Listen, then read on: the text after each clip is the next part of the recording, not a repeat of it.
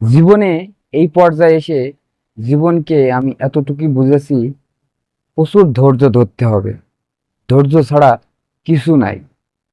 কেউ ছেড়ে গেলে ধৈর্য, কেউ রেগে কিছু বললে ধৈর্য, কেউ চরিত্রের উপরে আঙ্গুল তুললে সেটা তো ধৈর্য। কিছু চাইলেও ধৈর্য, না পাইলেও ধৈর্য। মূলত ধৈর্য ধরাটাই জরুরি। ধৈর্য ধরলে উপরে একজন আছে, সে আপনাকে পছন্দ করবে। কারণ জীবনে যতটুকু ধৈর্য ধরতে পারবেন, জীবন ততটুকুই সুন্দর। জীবনে রাগ করে কিছু করলে, ধৈর্য হারিয়ে কিছু করলে সেটাই অসুন্দর। আর মানায় নিতে পারলে জীবন সুন্দর, মানায় না নিতে পারলে জীবন কুৎসিত। এটা আমরা সবাই জানি। তাই একটা কথাই বলবো, আপনার জীবন সুন্দর হোক, সেটা ধৈর্যের মাধ্যমে।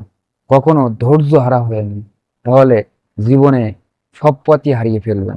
ধৈর্য ধরে সিদ্ধান্ত নিবেন, জীবনটাকে সুন্দর করবেন এবং জীবন সুন্দর হোক এই কামনাই করবেন এবং উপর আল্লাহ তাআলার কাছে দোয়া করবেন যেন আপনার জীবন, আমার জীবন, সবারই জীবন সুন্দর হয়।